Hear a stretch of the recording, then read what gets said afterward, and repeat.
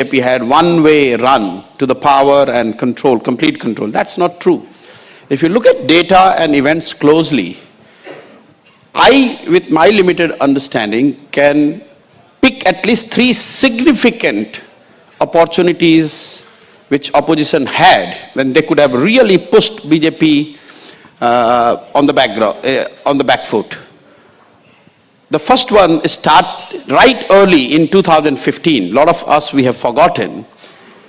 The government was still new. They were still to find their feet. There was nothing much to write home except for early success of Jan Dhan and a little bit of ground chatter about Swachh Bharat and yoga. And BJP faced election, and in 2015, they had a massive setback in Delhi, January 2015, when Aam Aadmi Party won 67 out of 70 seats. That followed up, the moment came in November 2015, when the first experiment of all opposition parties coming together against BJP happened successfully in much talked about Bihar election. So the first moment opposition had against this dispensation was November 2015 and the following months, when on the back of the Delhi defeat, BJP was defeated in Bihar, government was yet to find its feet, and this is the first time when senior leadership in last 10 years has gone public again, criticizing or questioning at least the leadership of the present BJP dispensation. But what happened post Bihar, 4 months BJP went on to lose Bengal, Tamil Nadu and all other elections, but they saved by Assam. So Assam was one thing which allowed them to come back, and then they went on to win Bihar. So the first phase for opposition was November 2015. They could have easily got back into action, but at that time most of the opposition leaders would say they were chilling that Modi has just come, sooner he will become unpopular and we will have our days back. So that was the first big missed opportunity. The second one came immediately after demonetization. Demonetization led to massive unrest, economic unrest, stagnation on rural wages and farm distress. And that was reflected in the political developments in 17-18, where on the back of this demonetization-led economic distress, massive social uprising in Gujarat, particularly the Patel Andolan, so much so that a weakened Congress almost went on to defeat BJP, if you remember, in this November-December 2017. BJP lost Karnataka, then they went on to lose 3 states, Rajasthan, Chhattisgarh, Madhya Pradesh. So the whole year, like 2015, they didn't have single victory.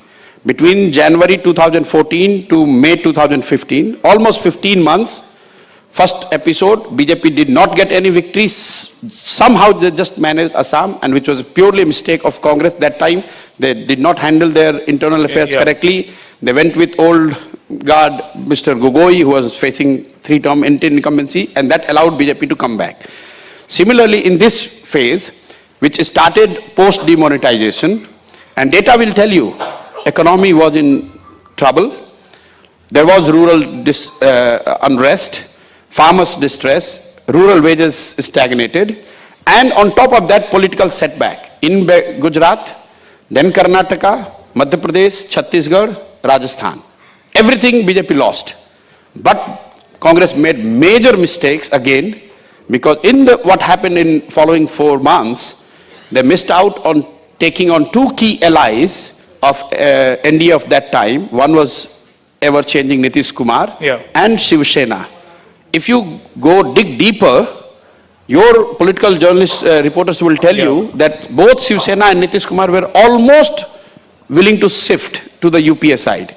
The second mistake Congress did in election going into 2019, they did not join the alliance of BSP-SP, which was a formidable thing in UP. Only if Congress would have joined that alliance, it would have made a difference, at least to another 15-20 seats. And so they allowed this second thing to go. And they thought that Chaukidar Chor they looked Rafael as the next before. So this was the second missed opportunity. Mark you, every episode I'm mentioning, it's a 15 months period. So opposition had those first 15 months in 15 running January, starting January 15 to May 2016. Then they had their opportunity starting mid 2018 till end 2009. Sorry, mid 2017 to end 2018. And then the third opportunity they got was post Bengal in 2021. Imagine the COVID. Everyone was distressed, anxious. They lost the high decibel Bengal election. And as the results were coming, the second wave was hitting India. And the first time data will tell you the Modi's personal popularity took a significant dip, almost 20 percentage point. Then what did opposition do? Nothing.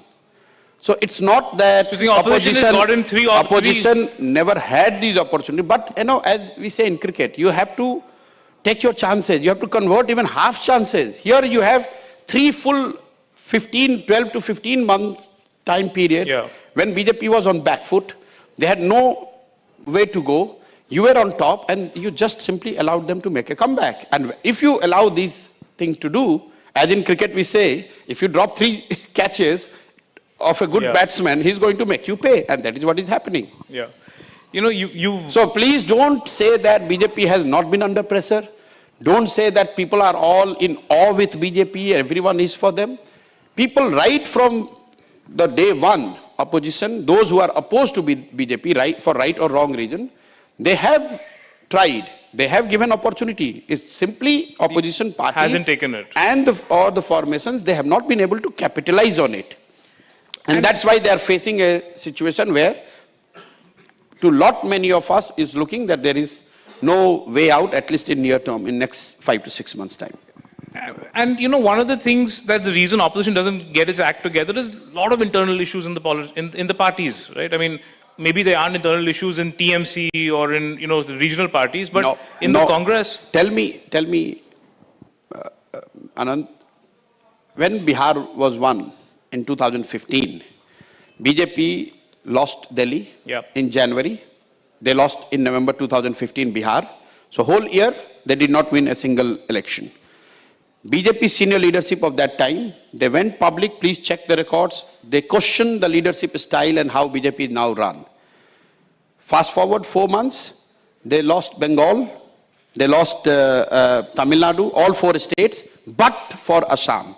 Just imagine if Congress would have been able to held ground in Assam.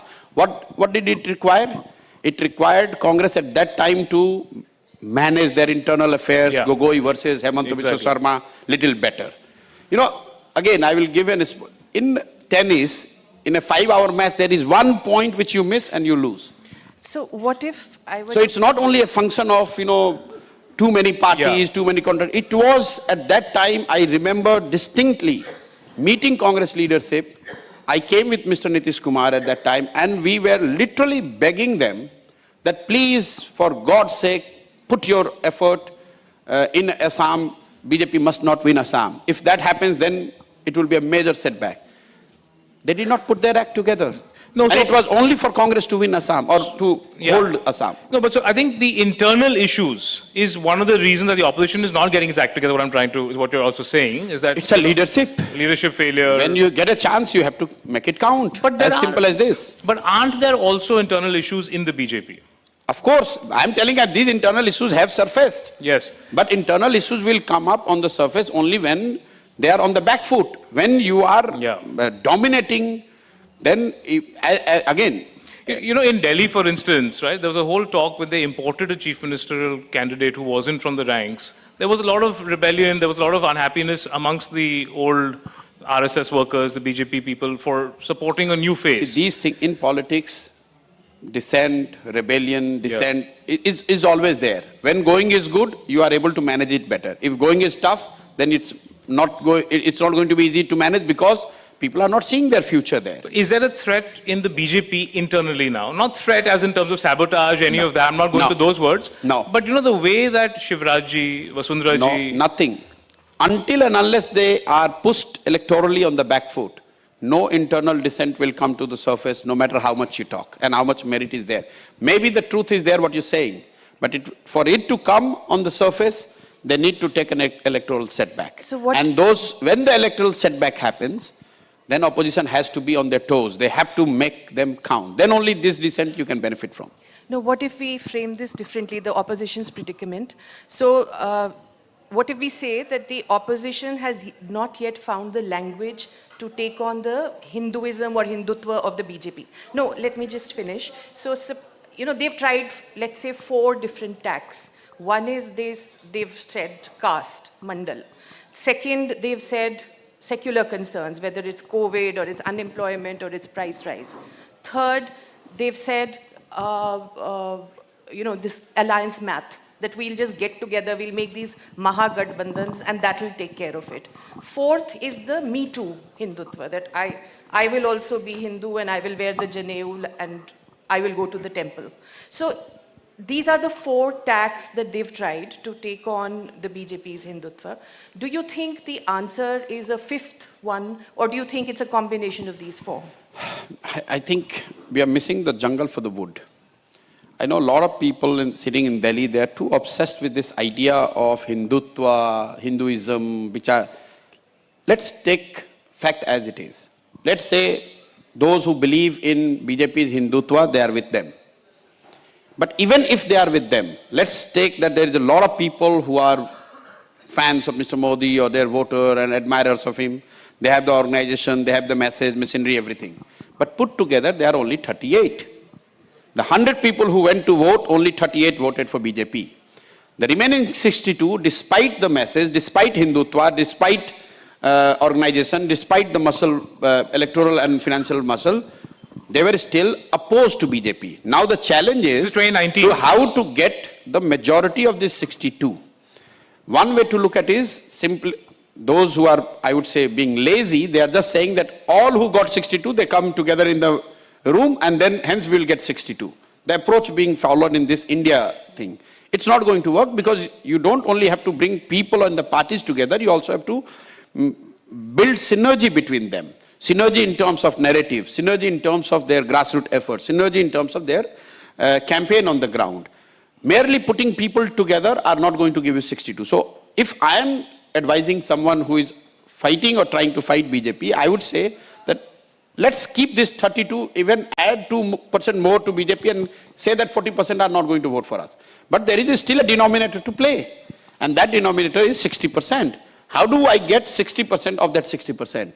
That gives me 36, 37% vote, and that will bring me in contention. Once you are seen in reckoning, then you will see the cracks emerging out of that 38 also, whether it's supporter, cadre, or the leaders, what you mentioned.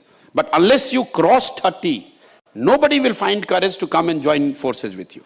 So I wouldn't spend time how to counter Hindutva. I would say how do I first galvanize who are not convinced with this Hindutva? Then I will get into the nitty-gritty. Can I educate more people, enlighten and take 5% of those who believe in BJP's version of Hindutva and those who are not convinced about their version of Hindutva? But there is 60% who are not convinced with them. Why are we not working with them?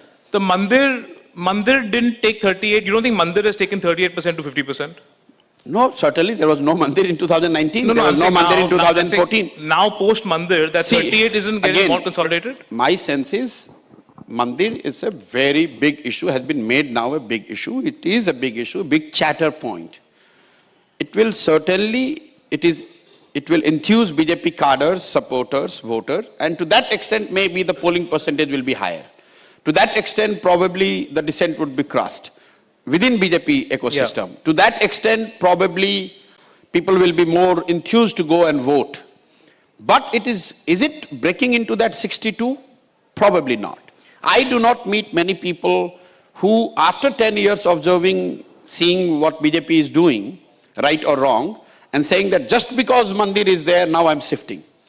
I have seen that, to my surprise, in the case of 370. There are far more incremental vote linked to 370 than the Mandir. If you go and test the data, look at the data, hard data on the ground. That's interesting. There is much more voters, incremental voter that has come BJP's ways, courtesy 370, than the Mandir per se. Mandir is more like a steroid.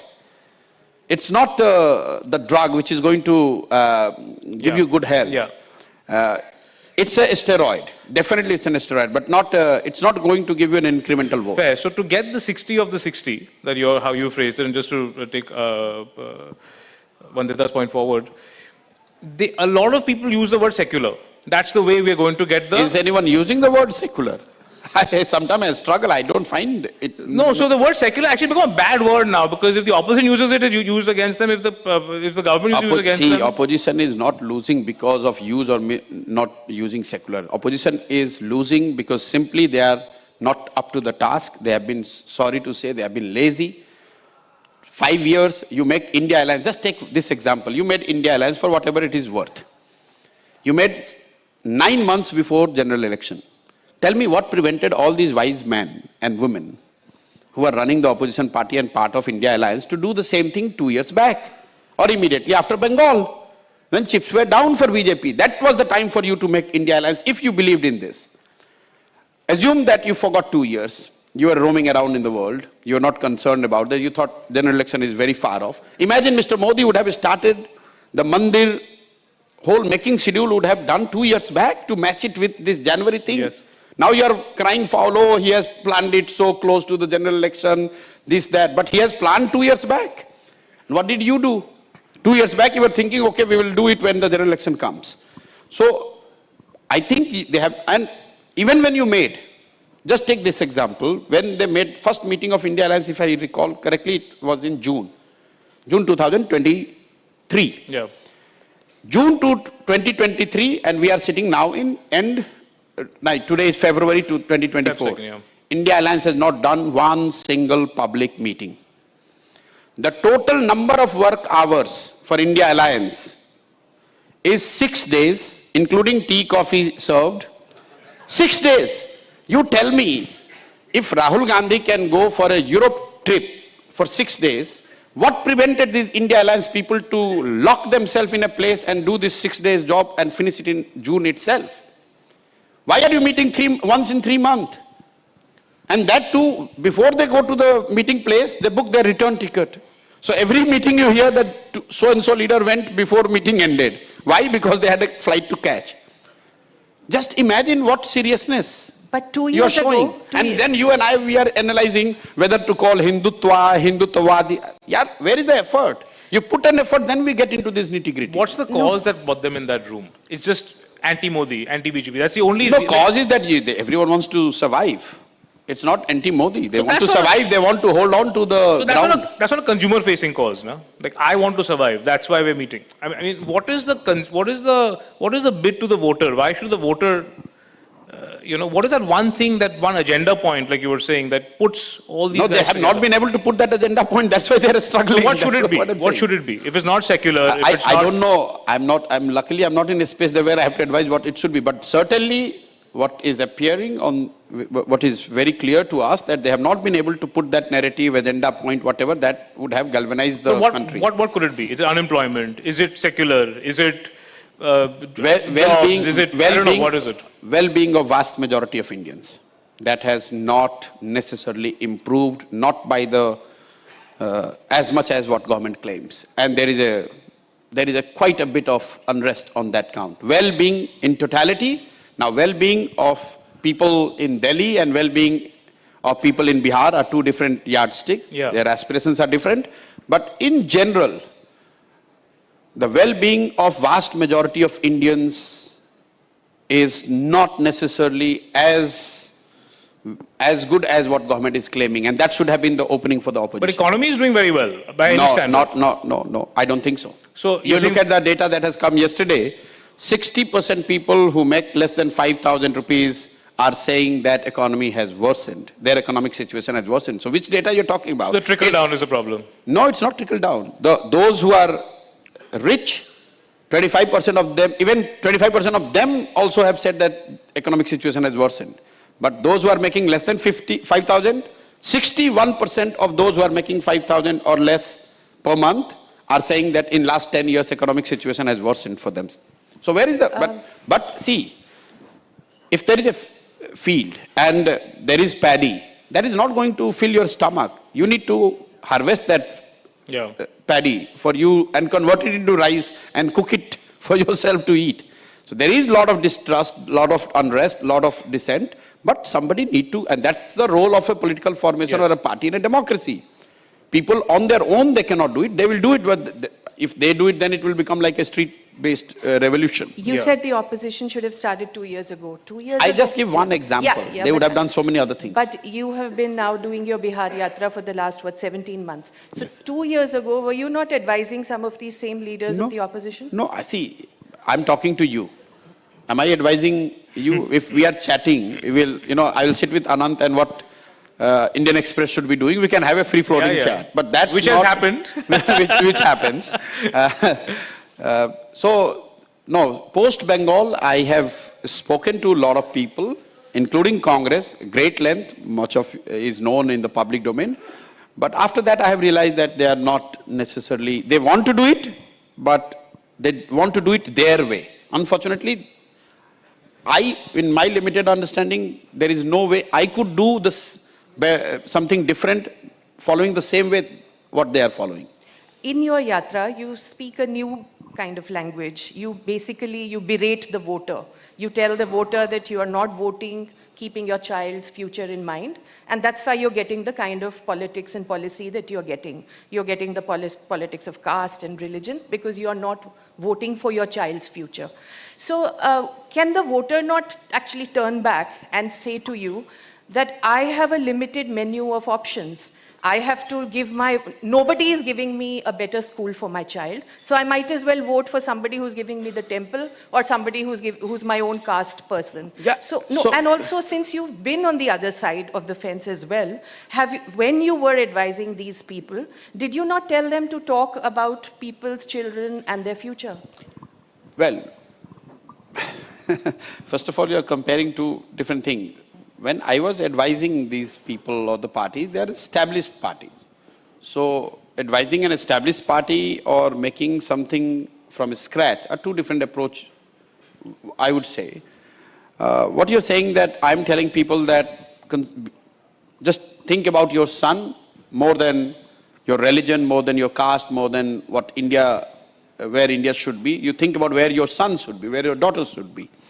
And that's the approach. After 1 year of study in Bihar, I found that this is something that could help us push people to think more rationally than emotionally. And that is why I am taking this approach. Whether it will work or not, I don't know, because I have not formed a political party. But what I have designed in Bihar and what I'm doing 16 months, almost 4,500 villages I have lived. I've literally walked with Mahatma Gandhi as an inspiration. It's not only I'm putting his picture. You look at Gandhi in the first 20 years of him returning to India, he did not talk about, uprising against Britishers. He talked about self-reliance, self-awakening. And unless and until you build those virtues or at least reinforce those virtues among the masses, you would not be able to make people behave fundamentally different than what they have been doing. So my approach in Bihar is long-term. I'm starting from scratch. I've given myself 2 years at least to first have enough number of people who pay attention to this and like that, no, this is right. India will grow, but it's not necessarily giving job to my son. So I'm saying be selfish. If you hear my speeches, I say on the voting day, you must be selfish, the most selfish person on the earth, which is antithesis of what leaders say. Leaders say vote for nation. Leaders say vote for society, vote for caste, vote for anything, vote for mandir, vote for betterment of, make India strong or punish Pakistan or China. I'm saying vote for your child. That's the whole message. That unless you take care of your child, nothing is going to matter, because India could grow and still your child could go hungry. So you need to be selfish. You need to be thinking about your child, because what I think, this is the only way that would probably help them break this cycle of exploitation in the name of caste and religion. Whether it works or not, all of you, with all humble, you have to give me one more year and see, maybe it will boomerang. But I certainly am following a different approach, Whether it will give result or not, that time will tell. But what I have seen in last 16 months, it is working. It's working in the sense that I go to a village which is, say, 90% Yadav. And I say this, that Laluji is not interested in caste. And people are a bit shocked. Are you saying Laluji is not doing caste-based politics? I say, no, he's not doing caste-based politics. Because where he has said that a Yadav community guy will be the chief minister of Bihar.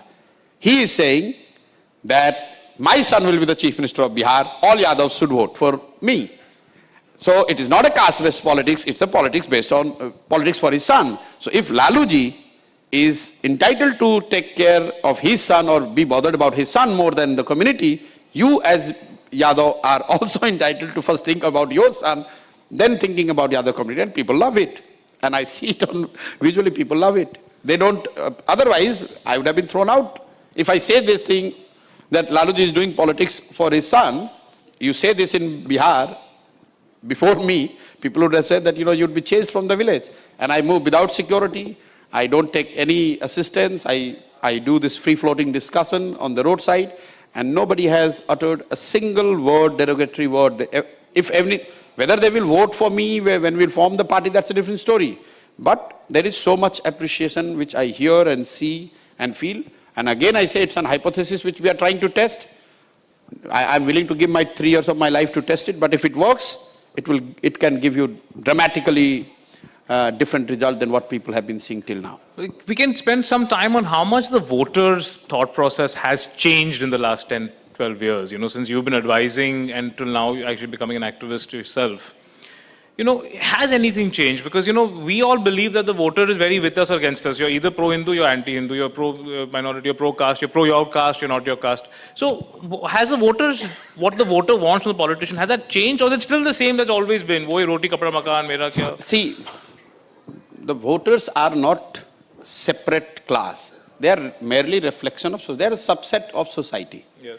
So as society change, the voters will also change. If earlier society was consuming information through inlands and postcards, today in society we are consuming more information through Facebook, Insta and Google. So voters are also consuming. The voters are not different entities. If there is caste in society, then there will be caste in politics. If there is decline in moral values in society, you will see that happening in politics as well. So I do not see it as a standalone phenomena that voters are, it's not that I understand. Me, Prashant Kishor, as an individual would have a different rules to live my life, and as a voter I would have a different rules to live by. If I'm in society, people are getting more radical, it will also reflect in the voters' behavior. So, but broad trend, if I look at real macro data, I don't see a major shift, behavioral shift or ideological shift in India. Even for this Hindutva thing and some of the news that comes that disturbs a lot of people, it's not new thing.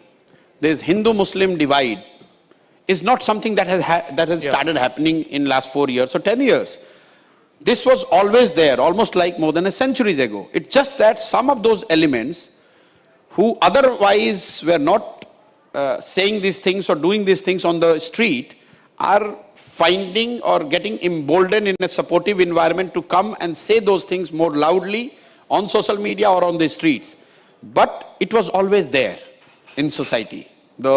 Some of the ideological, I would say, fault lines between Hindu-Muslim always existed. Leaders of that time, sometimes they managed it well, sometimes they inflate it. But I wouldn't say that just because BJP is in power, now Hindus have started hating Muslims or Muslims are less trusting Hindus. That's not the case. It was always there. Some elements of them are feeling emboldened in a support, quote unquote, in a what would be seen as a somewhat supportive environment for such utterances and acts on the street. To what degree has society changed by the leader, and to what degree has the leader reacted to what society has changed? So to some degree, every political leader says, now this is hawa yahan pe chal rahi hai, so we have to talk about this issue, or we have to capture that. See, this is to some degree, does Modi, is he able to actually move the needle on how society thinks only? Not really. Data is not supportive of that. Look at how much vote share Forget about when you, from morning to evening, you are watching these Hindi news channels, which are just propagating only one, all the news channels are just propagating one line. Just look at the hard data. BJP has got 38% vote in last election in 2019. That was their peak, at least till now. In India, we have 80% Hindus. Simple mathematics will tell you that 38 out of 80 is telling you that less than half Hindus are voting for BJP. Yeah. So I don't see a tectonic shift in Hindu as a society, as a community. We are getting more radical. Yeah. All of a sudden we have started hating Muslims. We want Hindu Rashtra. No. Maybe over last 30, 40 years of effort of Sangh at societal level has moved the needle from 40% Hindus to 45% Hindus. It takes a lot more effort and time than what we think. The moment it crosses 55%, make no mistake, then I would start paying attention to the call of Sanatan Dharma, Hindu Rashtra and all. You need minimum 55 to 60% Hindus to be following and buying that idea. Because the moment you have 60% Hindus voting for BJP, you're talking about 48% plus vote. But even though it looks from 45 to 55, only 10 percentage point, it could take 20, 30 years. And if there is a counter, then it could go down again. So it has taken almost 50 years plus effort on the part of Sangh to have this level of, I would say, not polarization, but Hindus coming together under the idea as professed by Sangh, Hindu ideology, but still they have not crossed 50%. That's... So and just compare this data from 2014 to 2019. BJP got 31% vote. So roughly about 40% of that 80. It has just, in 5 years, needle has moved less than 1% percentage point. So is the other stuff So sticking? it doesn't move as much as what yeah. the TV news channels. No, fair. It's but very is difficult thing to do. Is the other stuff sticking for the voters? The voters say that India, we want to vote for India to be the third largest economy in the world. Does the voter really want that? Does the voter want this idea of global pride? Are these things, does the voter care about these things as much as we believe? They do. They don't necessarily vote because of this, but they use this as a reason to justify what they're doing. So there is a lot of hardship. Somebody goes and tells that, how your life has changed. Your life has not changed. Why are you voting for Modi? They say, okay, my life has not changed, but at least he has made India a third largest economy. Yes. So these reasons, people use more to justify their voting behavior rather than being guided that, oh, India is going to be third largest economy. Till date I was voting for communists, now I'll vote for BJP. It doesn't work that way. But those who are voting for BJP, they find reason to justify why they are voting for BJP, which itself is a big thing, because if they hold on to 38% vote, it's very difficult to defeat. Since we are talking of what voters vote for, so this... don't make me the Gyan, all-knowing, but I'm just... No, since you're also now on the street, you're among the voters now. Whatever little I understand, I'm sharing. I don't know what voters vote for. So do you think that this whole argument that the opposition puts forward of democracy in danger, constitution under siege, so the ED, CBI, the chief ministers being arrested, opposition leaders being targeted, institutions being controlled, does that resonate among the voters, you think? It does and it doesn't.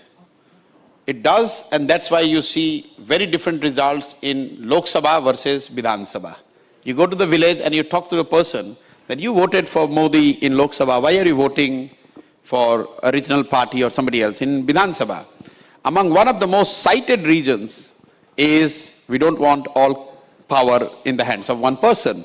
So democracy, centralization of power, the fear of one person becoming so strong, you and I may not appreciate, but the common person understands this better than you and me.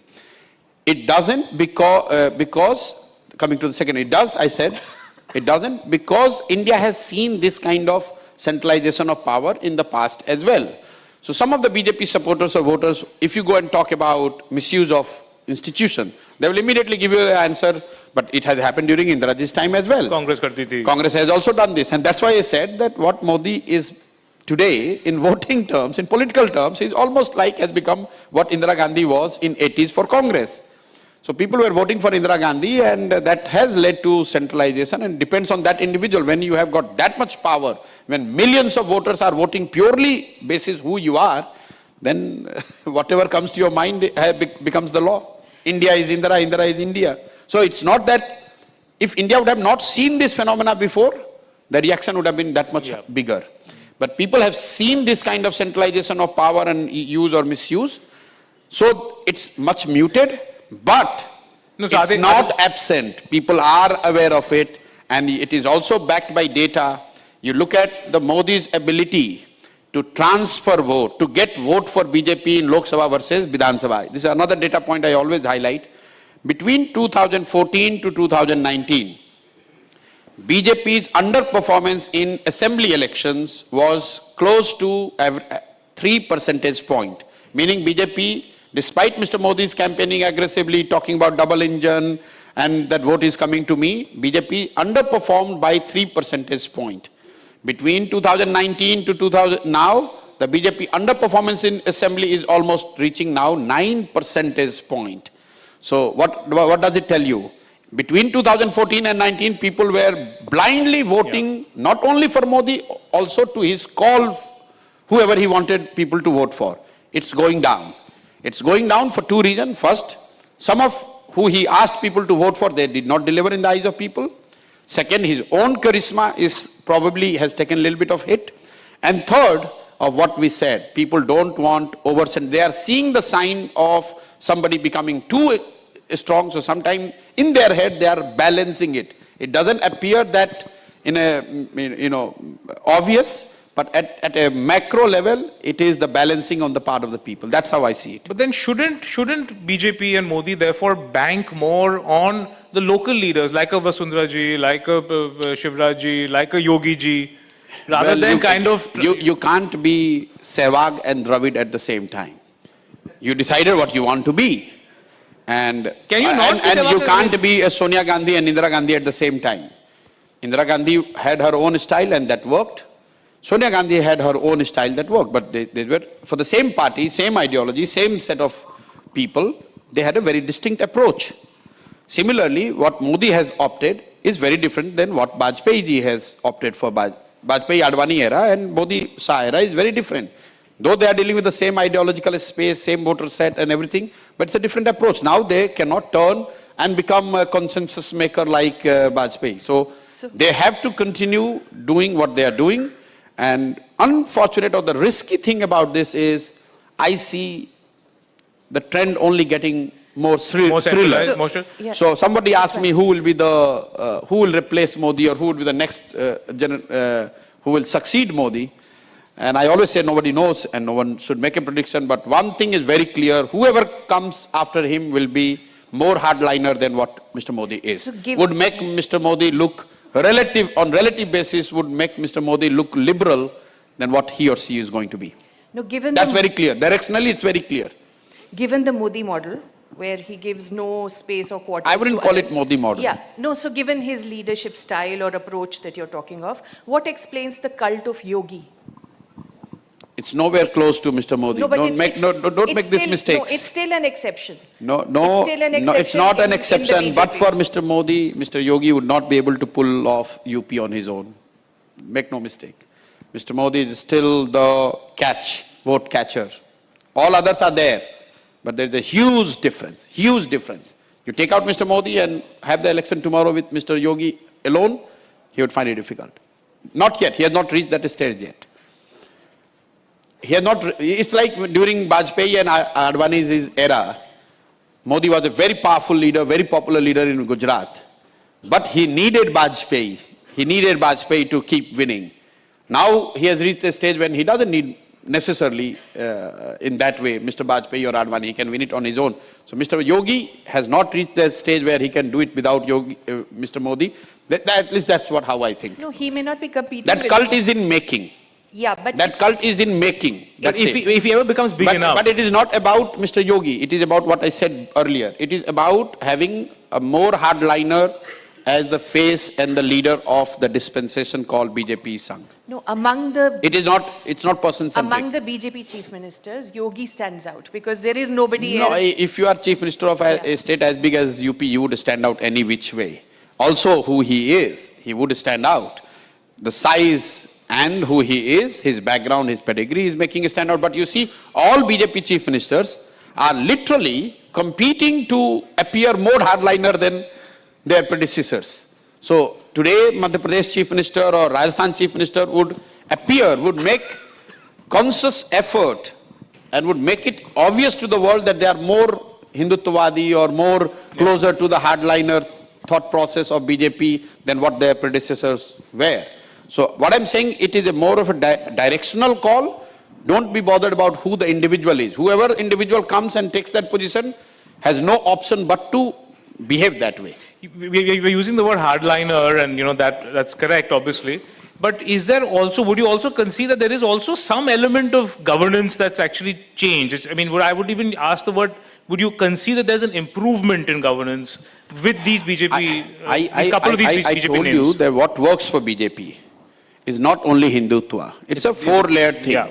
One is this ideological base, which is Hindutva. Second is this hyper-nationalism, neo-nationalism, whatever you want to call it. India has arrived. India is stronger. India is more respected in the world. We are just about to become Biksit Bharat, Vishwaguru. That's the second layer. The third layer is Labharthi, what you are saying, governance, direct delivery of benefits. Whether it's Kisan Swanidhi or Shauchalay or piped water or cylinder or 5 kg ration. These 5 things have made a difference. Again, has made a difference in maintaining the cult. Right. And then fourth layer is the electoral and the political infrastructure, the muscle they have.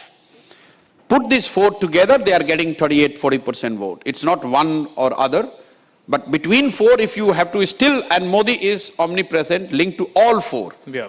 Those who believe in Hindutva, they see in Modi that under him, we are better. Yeah. Nationalism, he is the one who is bringing India to the world stage.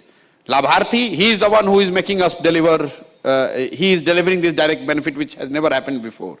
And the electoral muscle, the organization, the time, effort, resource they are putting, that has also not seen. You have not seen, say, Mr. Bajpayee going and campaigning as aggressively as Mr. Modi does. Yeah. So all these things goes into making of this Modi-centric thing. And does the voter... But it's not, if you remove Modi, these 4 still will hold. Modi might be replaced with some other face, but these 4 are the founding pillars I see on which the BJP support base is. BJP has based its support right now. Okay, so if you take a state leader, there is a view that, if they become too big, eventually they kind of, this idea of functioning doesn't work. It has to be Modi prominent everywhere, and that's the only way this setup Was it works. the case when Indira Ji was the Prime Minister? It's the same thing. We have seen this. This country has seen this. Let's not let's not get too anxious about it. Again, I'm not one of those who believe that he's just about to become a dictator and there will be no elections and he can take the constitution. No, it has happened in the past. India is too big and too diverse, and you have to believe in the people's wisdom. They're not fools. Nobody, no individual, no matter how strong he or she is able to steamroll 1.3 billion Indians, no matter what comes. Yes, there could be some period of turbulence. It could be for individuals or collectively for a group of people. But to say that India will become one of those countries like in Africa where somebody has become dictator and there's no challenge to it, I don't see it. I could be wrong. No, I believe that. But my question is different. My question is, how does the BJP stay together when you have somebody who's delivered, who's done well from the ground, who's you sideline? So long they are delivering politically, they will stay together. Like it happened in case of Congress. It's a common sense. Again, look at societies. When families divide, when fortunes start falling. Yes. So long you are making a lot of money in business also, families are all together. Brothers are like Ram and Lakshman. Yeah. The moment you take a hit, you have a debt, your business is falling, the both of you start fighting. So same thing happens in politics. Again, same thing. Whatever happens in society happens in politics as well. So in your previous avatar, as a strategist who worked primarily in the back rooms, you were described often as somebody who's ideology agnostic. Now that you have come out onto the street, are you still ideology See, first of all, agnostic? these are the fancy words people use, ideologically agnostic. I don't know what it means, but I tell you something. Any leader, political, religious, social, they talk so much about ideology because they would like all their support base to get so blinded with ideology that you lose objectivity. So if you are a BJP supporter, I'm a BJP leader, I would like you to get so intoxicated with ideology that you lose the sense of fairness. So I'm a believer of ideology of BJP. That means if a poor guy is being lynched on the road, I should not open my mouth because I'm a believer of ideology. The same thing for communists, same thing for Congress. My approach has been, again, whatever little I understand of Gandhi, that do not make yourself and your judgment subservient to ideology. And to that extent, yes, I'm ideologically agnostic. I do not want to become prisoner of ideology and support whatever right or wrong. If I think it's wrong, I must have the courage to go and say it's wrong. Whether it is coming from my ideological base or opposing ideological base. I don't care about it. And what about the Indian voter again? I come back to Indian and voter. I always say, and I quote this, give example of Mr. Gandhi. See, Mahatma talked about being vegetarian. Somebody can just extrapolate and say RSS he was very close to what RSS is saying, that everyone should become vegetarian. He talked about Gram Swaraj. To that extent, he was socialist. He was closer to socialist ideology. He talked about estate ownership of the assets. That way he became communist and he was in Congress. So how would you describe Gandhi's ideology and which political party you will put him to? You tell me, I will follow that party. I will join that party. See, in a country as diverse as India, you cannot have this one thing casted in a stone and say, everyone just follows this in the name of ideology. And just to close this argument, in the human history, worldwide, the most heinous crimes have happened all in the name of ideology. So please, in your quest to push ideology, do not make everyone blinded. We need Ram Bhakts, educated Ram Bhakts. We don't need uneducated Andha Bhakts in the name of ideologies. So, moving beyond ideology, and I'm coming back to what the voter wants, does the voter care about loyalty? You know, like, I feel like, you know, it's happening in so many state parties coming out of national, they keep switching sides. And obviously, they should. Oh, God, never even say that voters should become loyal forever. Then you will bring the... No. You'll kill the democracy. No, what I mean is that... Nitish, if anything, I would like to see in India more voters shifting from one side to another. Just to give you another example. In southern states, which are seen to be doing better than the northern states on all economic and social development indicators, no individual post-independence has been able to go on to become chief minister for more than 10 years consecutive. Compare Tamil Nadu, Kerala, Telangana, Andhra, no chief minister. MGR was, but even his tenure had a break in between. So nobody has got 3 times elected continuously. Compare that to Bihar, compare that to Odisha, Rajasthan. Some of these states are having people 30 years, 25 years, and they are the ones who are not progressing that well. So, in our interest, in everyone's interest, democracy should be alive and kicking. Who wins, who loses is a temporary thing. We must not bother. The botheration should be if democracy is not being fought. Actually, when I was talking about loyalty of the politician. Like Nitish keeps changing sides. Now, is it ideology or not, doesn't matter. You know, the Thakres have changed sides. No, voters are smart enough to make this distinction. Again, I will say... Does the voter want the politician to be wedded to something? Or is the voter indifferent if the guy is constantly moving? Because ideology is not so important Voter wants, and it is reflected in the performance. It's just that in the headline of the news, you're not reading the subtext. Look at Nitish Kumar, who has done the flip-flop, and I hear comment coming from Delhi media that, oh, he's Teflon coated, without him Bihar is not run. That's not the so-called illiterate caste-based society of Bihar has taken note of this, reduced Nitish from 117 to 42. So Nitish is no longer the political leader, and the political sway he used to have with voters in Bihar is no longer there. And one of the major reasons has been his switching sides. So it's not that voter is completely ignorant of this or is not taking cognizance of it. You go to any village in Bihar, people will say, oh, he's a Palturam.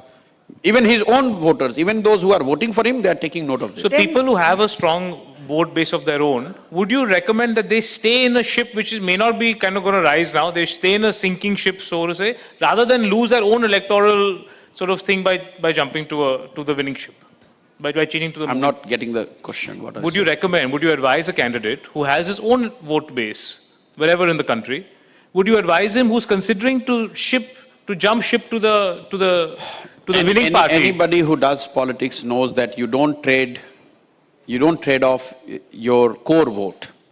If you do, then you're doomed.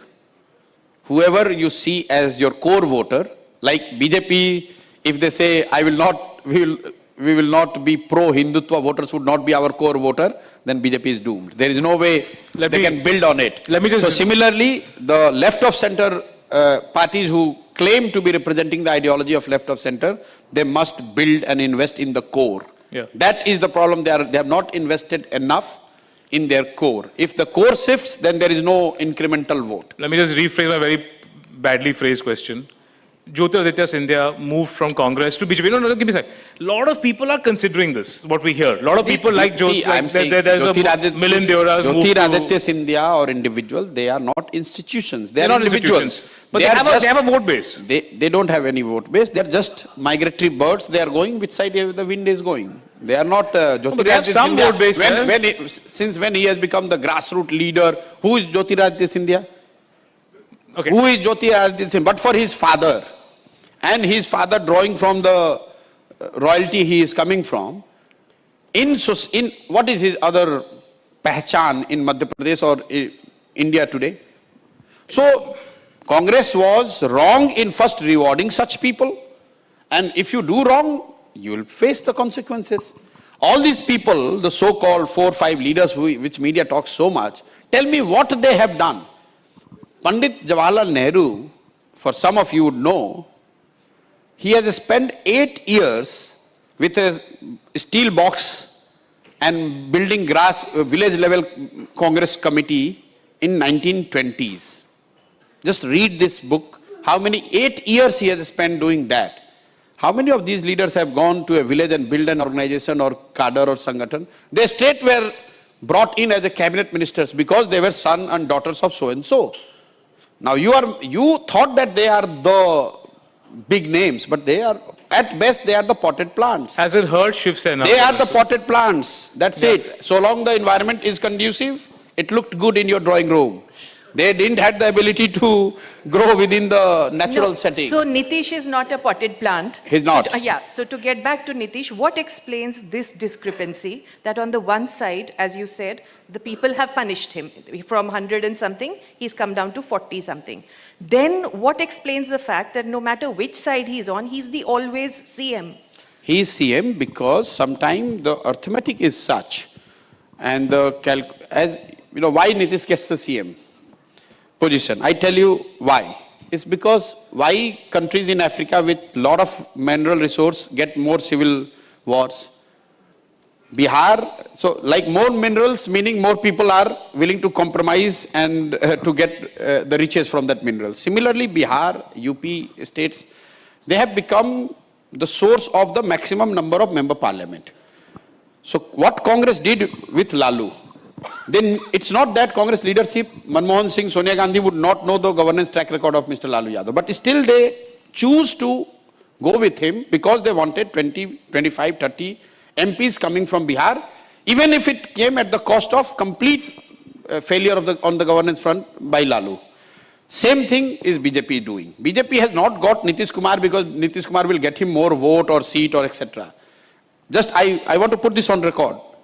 BJP is going to lose seats in Bihar in Lok Sabha also because they have to now adjust Nitish Kumar, so they will be fighting less number of seats. They have got Nitish Kumar because they wanted to kill this perceptional thing that, there is an opposition alliance or a bloc called India. By taking one of the quote-unquote founders of India, they have given a big psychological blow to the opposition side, rather than them taking because they cannot win Bihar or they cannot do politics in Bihar without Nitish Kumar. Yeah. So I would say BJP knows the data and the fact, but it's a strategy where they have decided to lose the battle to win the war. See, if Nitish Kumar is there with BJP cannot fight more than 20-25 seats. If they would have fought alone with other partners, they would have fought 30 plus seats. Now, Nitish Kumar will win more seats because he has to be adjusted, minimum 10, 12, 15. Last time they fought 17 each. So even though BJP had a 100% strike rate, BJP got only 17 MP from Bihar. So this time BJP on its own were looking to add to that 17. By bringing back Nitish Kumar, they are going to lose. Then why they would do this mistake? They would do this mistake because even if, say, 5 less member parliament from Bihar, they will be from NDA but not in BJP. The psychological blow it has given. Now the whole media is talking, India's bloc is finished. So that is what they have done, and they have done it knowingly. Is talking, India's bloc is finished.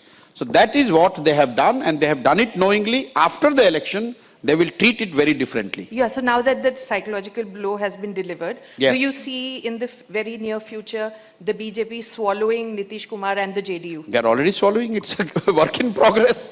Are they not swallowing him for last 4-5 years? They have swallowed him completely. It's only a skeleton left. They don't need advice from me on these things. They are far more smarter. They will finish him off. By hugging him in 2017, they killed Nitish Kumar, who could potentially emerge as a challenger to Mr. Modi after 2015 victory in Bihar. They hugged him. They made him look like one more leader. And after doing what they have done last time, they have killed him completely. After, they will carry him on their shoulders so long there is a little bit of relevance left. After this, they know how to deal with these leaders. They have done it with many leaders in Delhi, both from their own party and outside. So would Nitish They are Kumar, ruthless. Would Nitish Kumar not know this? He knows it. So, he is also like at his age, with no support, no party, no resource, no credibility left. He also says that now I have left 18 years, I have been chief minister. 1 year more, 2 years more, whatever I can extract maximum out of this. The last drops of juices he is trying to extract. So it is serving the purpose, and that's why they have done this deal. 2 more quick questions. We go to the audience. There's so many people here, and they've been waiting to have a conversation. I'm sure there are a lot of questions also. We're saying BJP is very smart in how they've handled with Nitish, and that's... I'm not saying BJP is very smart. These are your words. Everybody who is ruling, anyone who is ruling India would be smart. Yeah. No, but I'm saying there must be... Situation. So there's something that Nitish also must have thought when he decided to go back. I mean, is he also seeing the sort of the shelf life of Mandal coming to an end? Like, is he seeing this whole Mandal again, in politics, you guys are much more experienced than I would ever be.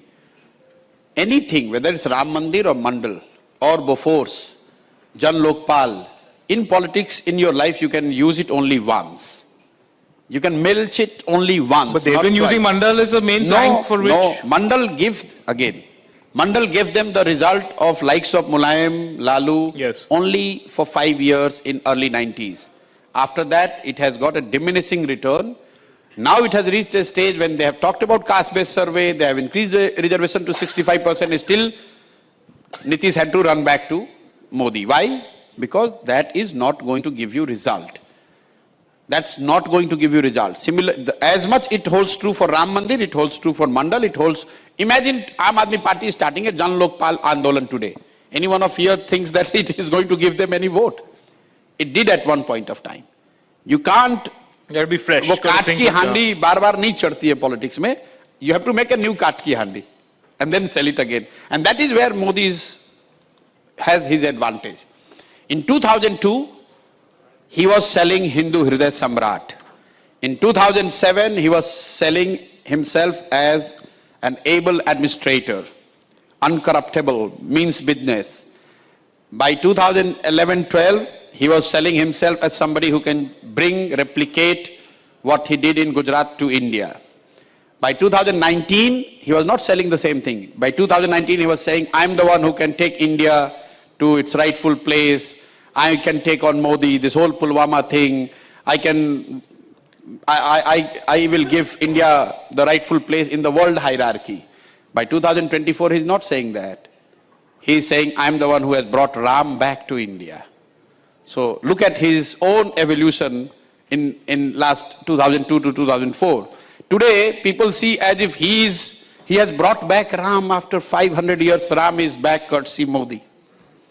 That is his evolution. He's not trying to sell the same thing what he sold in 2002. Yeah. And he knows it. And that's why you see even the government's goal, which is subservient to Mr. Modi's evolution, keeps changing.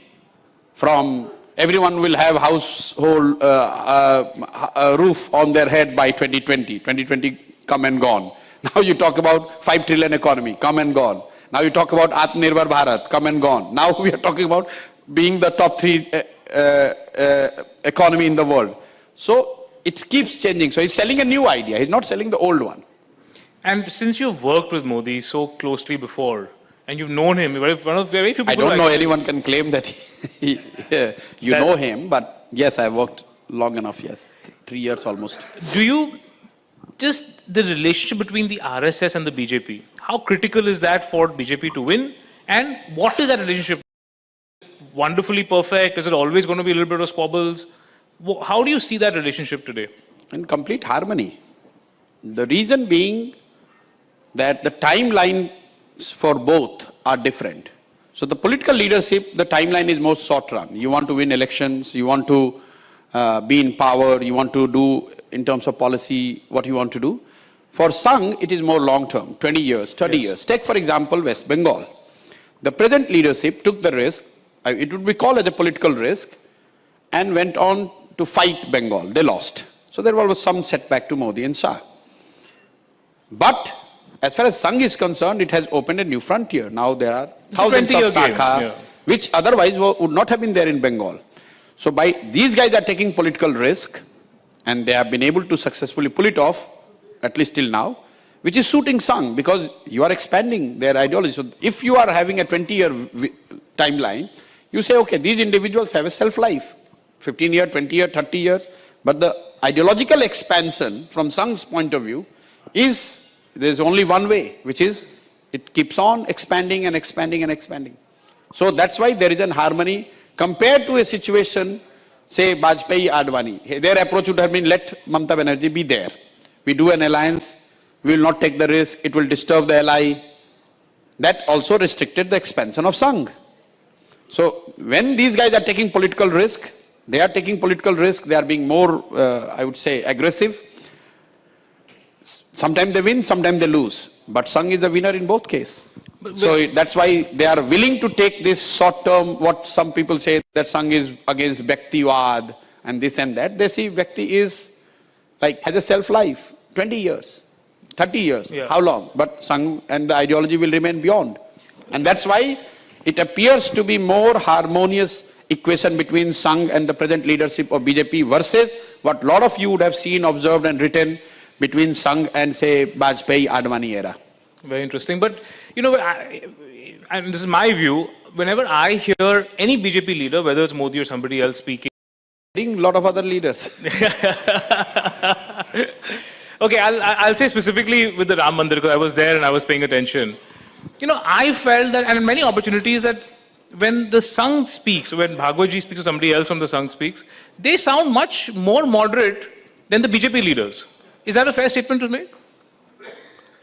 You know, in Ram Mandir, Josh ne hosh ki baat karenge. Yes, yes. Don't find mandirs under every mosque. So when, again, I would say, when you see your long-term goal getting fulfilled, you would sound moderate and more benevolent and accommodating, because your long-term goal is being served. I would say only that much. I don't have more crystal ball to look into what actually is going on. I see the only thing I make a distinction is BJP's Leadership is their goal, their targets, their activities are more medium to short to medium run. As it have to be. And Sangh is more medium to long run. And that's why they have strike this balance, because it's win-win situation for both. In your role as strategist and activist, I have left the job. Why do you want to take me back there? Is there anything called the women's vote? There is so much. Oh, huge. What defines the women's vote? How is it different from the men's vote? It is different because women are different. And increasingly more and more political parties, they win or lose purely basis women vote. In Bengal, I can tell you, hard data, the difference between men and women voting for TMC was 13 percentage point. 13 percentage point. So all the men who think that they control their wife, they are making a big mistake. They are making a big mistake. But some of the commentary which I read in papers that there has won, please read the data carefully. It's largely a denominator effect. There are less number of women registered as a voter. Hence, sometimes just the voting percentage appears more for the women. Actually, it's not more. And in terms of absolute number of voters who have went to cast the vote, men is still higher, because there are millions and millions of women who are not registered as a voter. Hence, the denominator sometimes gives you an impression that women voted 55%, men voted only 50%, and hence XYZ has won. Please, whenever you look at this number, pay attention to the absolute number. 55% women and 50% men would be almost men would be more, because the number of women who are registered as a voter is less. It's largely a denominator effect. Having said so, women who are going to vote, they have their own issues. They are much smarter, and they are more, I would say, they are less expressive. So surveys tend to get women preferences wrong, because they are smart enough, they are less vocal, but they vote very differently when they go. So that's why a lot of this exit survey and all this, they get it wrong, because the fear factor among women is that much higher. It's there in the general, in society, but we have observed in the last 10 years that women tend to hide their voting preference or behavior closer, much tighter, and you would see invariably closer to the elections, they will come out. And even after exit poll, they can fool you coming out, and they'll say, oh yes, I voted for you only. Are the concerns and issues different between men and women? Yes and no, but they are the one who are more, like if you go and talk to female in Bihar, she's more bothered about not getting 5 kg rice than what is happening to, say, India, Pakistan. So there are issues which are different, which are more relatable to their family affairs. But I would see them as a distinct voter base, and it's a good thing to happen, good thing that is happening. And they are less wedded to caste and all that, right? I mean... no, I can't say that. No? Okay. I can't say that. I have no data to prove that. No, because I think one of the things that prohibition... whether women are less wedded to caste... No, like the prohibition on the margin, if I have to make a statement, I would say they are more religious. They tend to get swayed by the religious issue more than the caste issue. So on Mandal, you would see more men agitating than the women. When there's a Ram Mandir procession, you would find more women doing that Kalash Yatra than men. So to that extent, I would say, but beyond that, I don't have hard data to... I want to talk about American elections also, but I think we're running out of time, a lot of questions here. So if we have time, maybe we'll get to it later. Yes, please, Tavleen first, and then the back there. Yes, please. Maybe we'll take two questions at a time. Please keep the questions short. It's everybody's get to office also. Can I ask two? Are you saying two? Oh, no. Okay. No, I actually have two very short questions. One is, when you look at the Indian political landscape at the moment, what gives you hope and what makes you despair? And the other question is, do you think that what is really wrong with the opposition parties is that they're not political parties but family firms?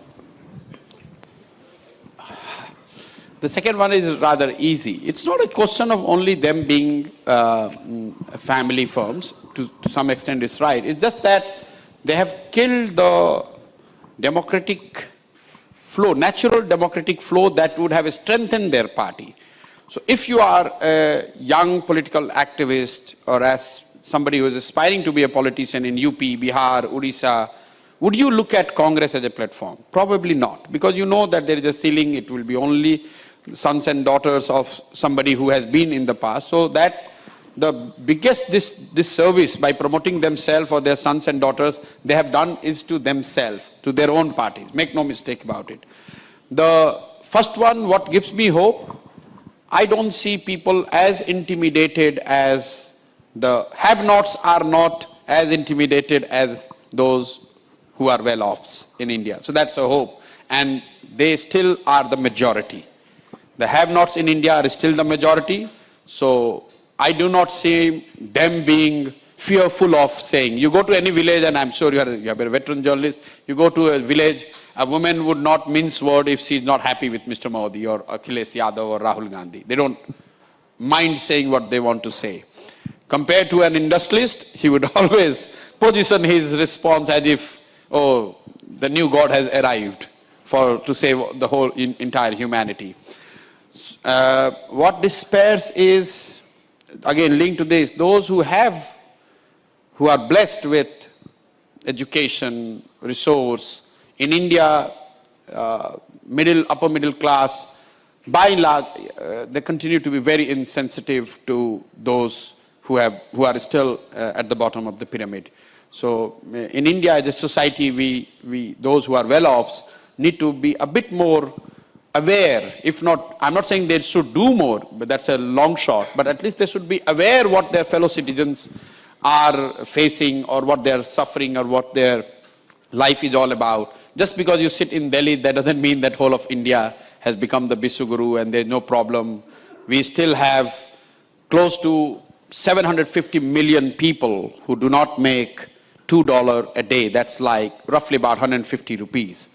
So, and we completely, the 300 million people, middle class, upper middle class, we are creating so much of noise as if everything has changed, everyone's life has become better. That's not the case.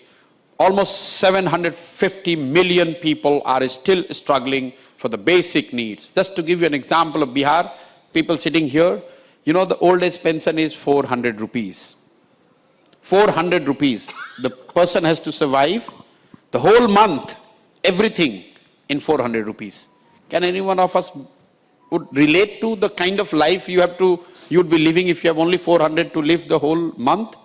And you're doing it for month after month. And people wait for these 400 rupees. The more important thing, they wait for these 400 rupees. And even in that 400 rupees, they have to pay commission of 10 rupees to get that 390 so that they get the basic medicine or whatever they want to use it for. So not being cognizant of the vast majority of India who is not as well off as we are is probably the point of despair for me. The lady in the second row. Yeah. Yes. I feel like in this neo-colonial world of technological revolution, data today is the newest form of currency, right? Now, when it comes to controlling data politics, I think BJP has absolutely aced that act as compared to other political parties, you know. And even as the opposition says that if BJP comes to power in the upcoming election, which I don't even feel like is a contentious topic anymore, it is going to be the death of, say, the fourth pillar of democracy, that is journalism. So do you think that's the case? No, I don't agree with you at all, and I will disappoint many in the audience here, data and data privacy and all. You know, the technology has made your life, my life, information about us, what we do, what we think, is so open. You don't need to actually spy or steal data of anybody. The moment you're using your phone, people know what you do first thing in the morning, which song you are listening. So Amazon and Meta and Google has more information about you than what any Indian government could ever procure. So yes, data privacy is essential. You should talk about it. We should have the systems and protocol to protect the interest. But let's not talk about that BJP is winning just because they have got access to data. It has got no merit. You can have, it's like you sit in the best library and still you could fail the exam. Data per se is not giving you any advantage.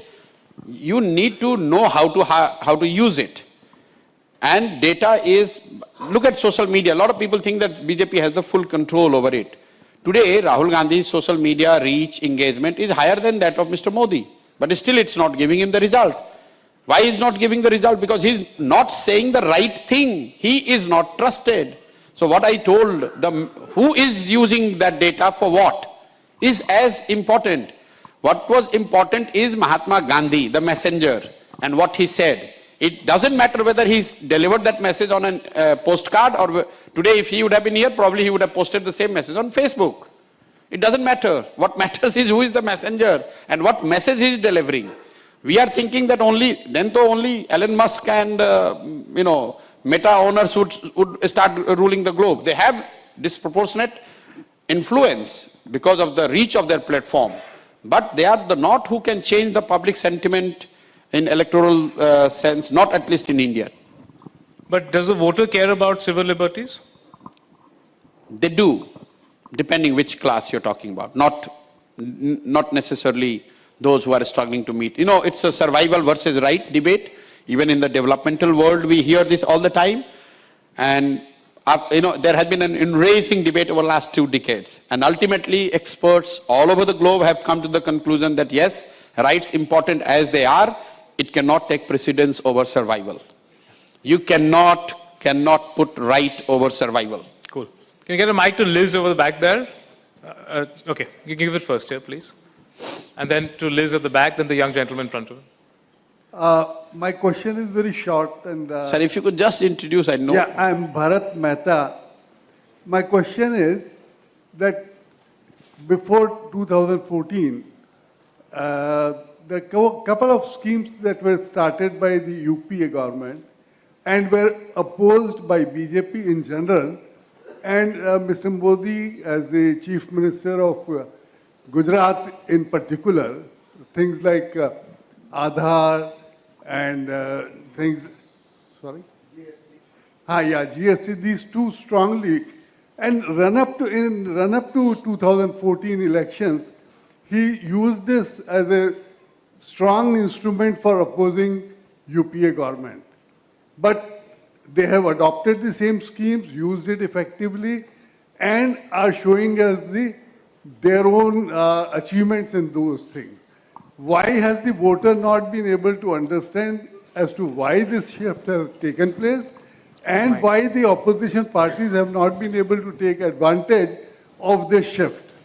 Thank you. Sir, first of all, I do not read the 2 examples you gave in the same way. Look at Aadhaar. Much before Aadhaar was opposed by likes of Mr. Modi or talked about in like a dissenting tone, within the UPF formation, they were fighting, and that was an issue between Mr. Nandan and the Home Minister of that time. So they themselves were not convinced whether they should have a national register or they should have Aadhaar. If you go and talk to Mr. Nandan Nilekani and the whole people who were behind Aadhaar, they were disgusted with the confusion that prevailed. Mr. Modi, he came and he saw the merit in it, which unfortunately is not his brainchild. But this shows the state of affair of opposition. They had this tool in their hand. They are the one who started, but they were so confused, they were not decisive. Mr. Modi has been decisive with Aadhaar, and therefore he is benefiting from its use and universalization. So I would not put it that for voters, Aadhaar was one of the schemes during UPA. One of the initiatives which government was trying to do, still not sure about it. Mr. Modi has come and said, okay, this is it. Your life depends on this. So it's a completely different formation. And when it comes to political opposition, not only on these 2, I can count another 10 things on which they would have opposed earlier. But there is also merit in it. Sometimes what looks an idea or a program that as a chief minister you're not supportive of, as a prime minister your role is different. I'm not trying to defend his U-turns. I'm just trying to tell you, because if you are you are a producing state like Gujarat, you are bound to be more wary of GST because the consumption states are going to benefit more in GST.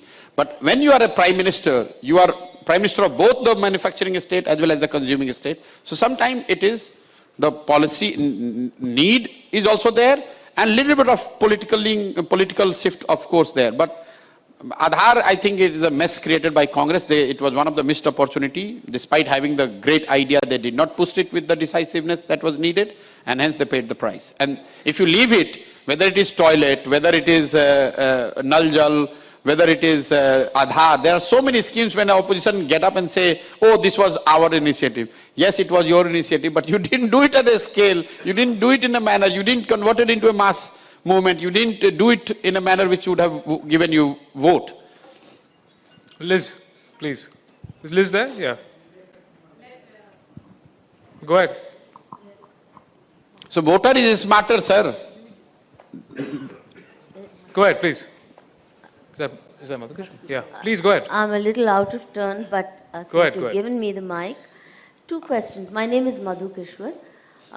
Two questions. One, what you had to say to the growing criticism within the Hindutva fold against Modi's policies of Tushtikaran, Triptikaran, etc. I see very shrill criticism coming. Do you think it has any worth, weight, value?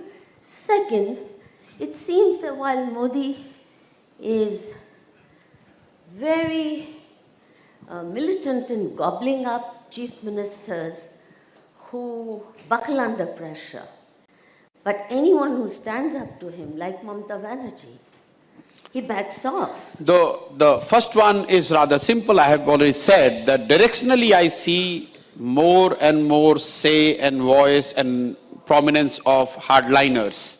So anyone who is incumbent would look less of a hardliner, and hence what the comment which you are making. But that's the trajectory, ideological trajectory, which is driven or guided by some core philosophy and belief. So that is not function of, we saw it in the case of Vajpayee and Advani, when Mr. Vajpayee was seen as a liberal, and there was a lot of the same thing, same sentiment against Vajpayee when people were flag bearers of Mr. Advani.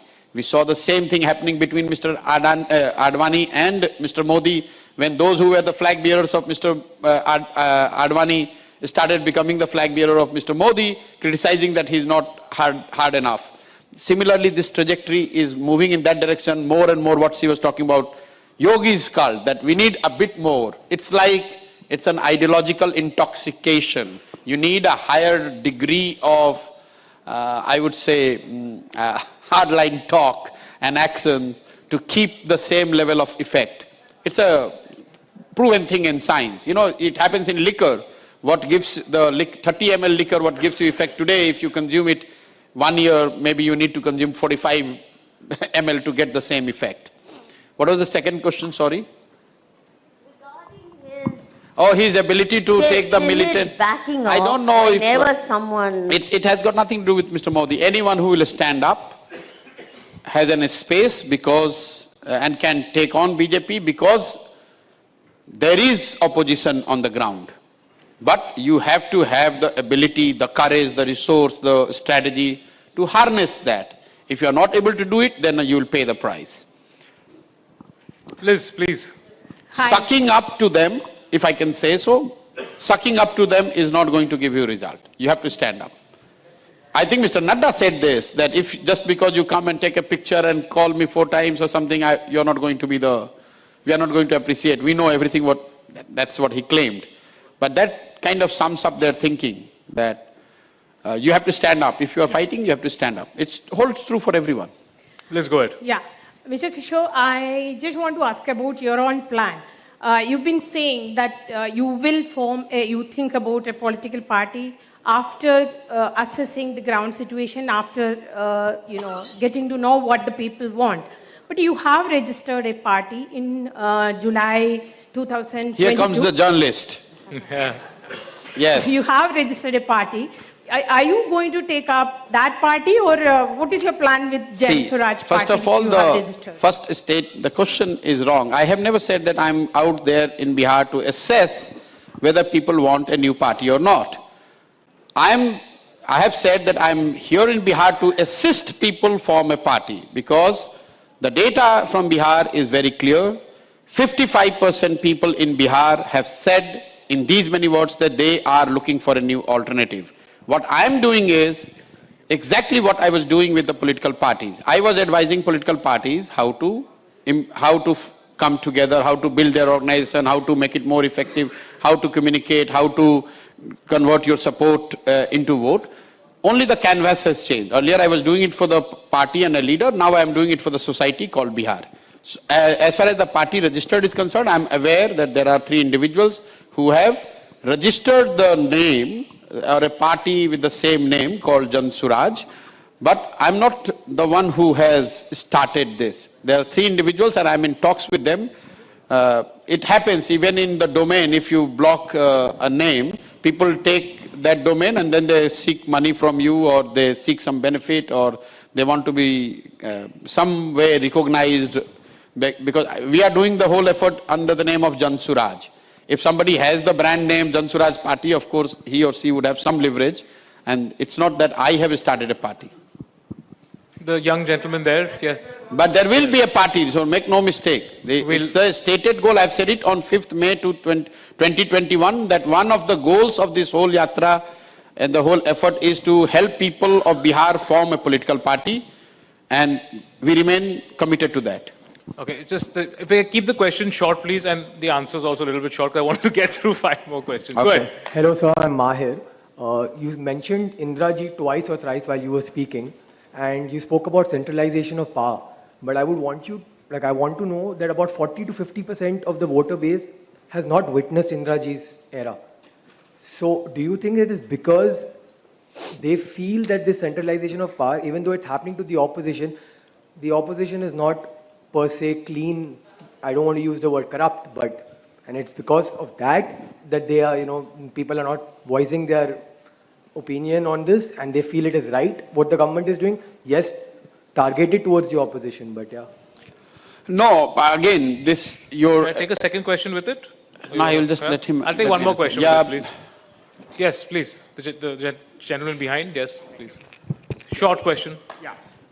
There was a question on Aadhaar. Sorry? On There was Aadhaar. a question on Aadhaar, which was, there was a question on Aadhaar, and I wanted to ask immediately after that, but I got the opportunity now. The predecessor of Aadhaar was a multi-purpose national identity card. The pilot project started by Mr. L.K. Advani when he was the Home Minister or Deputy Chief Minister. Now, after that, when the UPA government came, the same concept, similar concept was transformed into Aadhaar. Minus the citizenship provision. So the question, please. Now, the question is, why did not the NDA government take up this very beloved pilot project initiated by Advani ji into fructification rather than pursuing Aadhaar itself? Because multi-purpose national identity card would have been much better in terms of its features, in terms of its usability. Thank you. Okay, coming to the first question of the young man, it's not backed by data that those who have not lived with the experience of the past centralization episodes of India are more oblivious to the centralization. If you look at the support base of Mr. Modi, it is actually now going in reverse order. More young people, he's losing support base among the young, he's consolidating more among the older lot. People who are consuming information more or less in a static manner, through television, through WhatsApp groups, in the parks, through the newspapers and all. So over last 10 years, Modi's charisma, approval rating and support among the younger lot, 18 to 25, on relative basis has gone down, while he has gained more trust and support among those who are above 50 and above. So it's not supporting what you think is. You don't need to necessarily live the experience to learn from it or to take cognizance of it. Sir, your register thing, I'm not the spokesperson of government to say why they have taken this or why they have not taken it. Probably what I know a little bit, what Mr. Advani has started or during his time started was taken forward by Mr. Chidambaram when he was the Home Minister. UPA followed this two approach, that register is too cumbersome, so in the border facing state we will go by the register, we will do cards in other states. So they remained in dilemma. Mr. Modi came and he said, okay, let's have one solution, and he went for the card. It's a judgment which anyone would do one way or other. They have gone for the card, and by and large it's a sensible thing to do. Question here, please, first. Please. But coming back to the merit of this being multi-purpose, I think there is already chatter that how Aadhaar could be linked to the, multi-purpose card could be made, and where the election ID and your PAN and Aadhaar all could be merged in one ID. So it's quite possible. Go ahead. Thank you. I am CA Manmohan Kejriwal. Thank you for telling us to be selfish for our son as well as for our families. No, not for you. It was for the bottom pyramid. For you, I said be more conscious of those who don't have. Yes, go ahead, sir. But I said for you to be more generous and those who don't have to be more selfish. thank you. You have always, wherever you have supported the parties, your success ratio is always 100%. What I understand. आप जैसे charismatic personalities को जो intelligent हैं, strategist हैं, क्या रोक रहा है आप जल्दी से क्यों नहीं आते front पे? People like us, the whole society, whole country wants you to come forward and lead us. 24 घंटे का दिन है और उसमें जितना चल सकते उतना चल रहा है 15 kilometre. You have to understand one thing. A lot of people come and say these things. Not that that goal is there. It took almost 30 years and the likes of none less than Mahatma Gandhi for Congress to become a pan-India phenomena, political phenomena. 30 years minimum. It took almost 30 years for Jansangh to arrive and another 30 years to Jansangh to take a rebirth in form of BJP and another 20 years for them before they first became the coalition lead, forming the government under the leadership of Mr. Vajpayee. You have to understand one thing. You're talking about 1.3 billion people, which is 1/6 of the humanity. So even if this 1.3 billion people need to know that there is a person called, God-sent person called Mr. Kejriwal who can change our life, it takes time. It cannot be done overnight. So anyone who wants to do this has to have 15 to 20 years thing in the mind. And I said the same thing to Congress when I was talking to them, that you have a 100-year legacy, but they have no option but to reincarnate yourself. No re-strengthening and all. You have to reincarnate yourself and you have to have a 10-year plan and work towards that. There is no way you can do it short term. I said somewhere else, the opposition and their tactics are more like a day trader in the market. Who wishes that every day I will trade and I will make some money. But the history tells us that you never make money in day trading.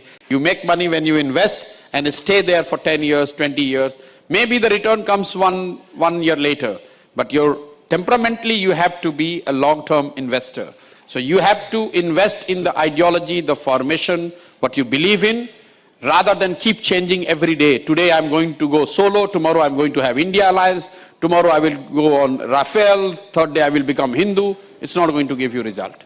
Super. I think now we know the secret about your fitness, Prashant, that you're looking at 20... My fitness, I've become so unfit. I was just telling Nandita ji that my doctor is advising that no more walking, otherwise you'll have You're looking problem. fit, though. Okay. So I know a lot more questions. So I need to get to my rapid fire. I'll do that now. He's taking all the time for himself. And No, the no. rapid fires are the... if you do not get the headline, get into the rapid fire. Because my hands will be tired, I'll say something that will create a headline tomorrow. We're all headline hunters at the end of the day. So I'll try this rapid fire. Then if he has time, we'll take a few more questions. I'm sorry, I know a lot of hands there, but I'm going to try the rapid fire first. And because you give me a great segue. You said about stock market. So the first rapid fire is the toughest one, and then they'll be a little bit easier. If you were a stock picker and these politicians were stocks, Look, what are we who would you reducing bet on? ourselves to? Who would you bet on? Should I give you a list or you want to tell me the 5 you would bet on? I would not. Okay, so I'll give you. Akhilesh, Aditya, Akhilesh Yadav, Aditya Thackeray, Chirag Paswan, KTR, Jagan Reddy, Raghav Chadda, Omar Abdullah, Udaynidhi Stalin, Abhishek Banerjee. Look what he's mentioning. All potted plants. See, he is wanting me to pick from 10 bad stocks, which is going to be the multi-bagger. None. So So you give us your pick. Sorry? You give us your pick. Who's No, two or three stocks that you think? I don't know the name, but I will just borrow something which I heard from Mr. Gates. He was asked this question when I was in UN. He was visiting Africa, and somebody like us would have asked that who will replace you as the richest person on the planet? And he said, I don't know who will, but I know for sure that the person who is going to replace me is not in the business today. Okay. Because if he would have been in the business, I would not have surpassed him. So what I see is all the names what you're saying, it's like you're looking the rear. It's not young or old. JP challenged Indira ji. He was not young. Okay. But he was not part of the dispensation. He was not one of the chief ministers or one of the political leaders. BP Singh, when he challenged Rajiv Gandhi, he was not. None of us could have predicted this in '85 that it will be BP Singh. Anna Hazare was always there on the horizon till he emerged in one form and he literally destroyed the credibility of UPA through Anna Andolan. Yeah. So we don't know if that person, I'm not saying by default it will be a new thing. You cannot sell the old thing again and again. Okay, so is there one person who's not in politics today who you think has a great opportunity in politics? Anyone who anyone who is willing to put 12 hours and has a 10-year plan has an opportunity. What is as simple as this, including you.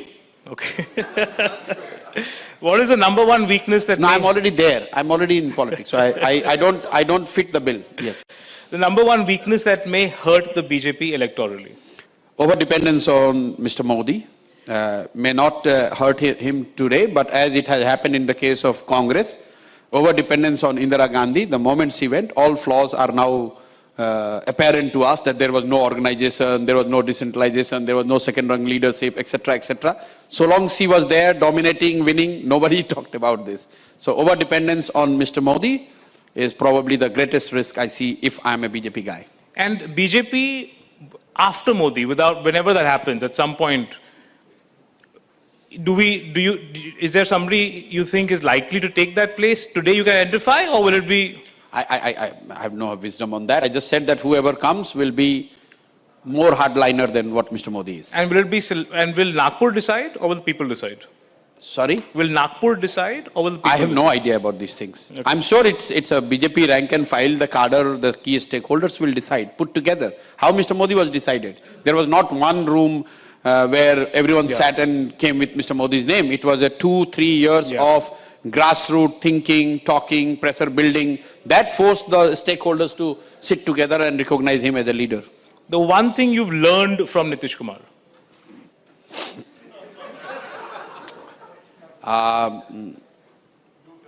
No, not U-turn. The ability to maneuver and gain from the place of weakness is something which I would like to learn. He's very weak. He doesn't have anything to back.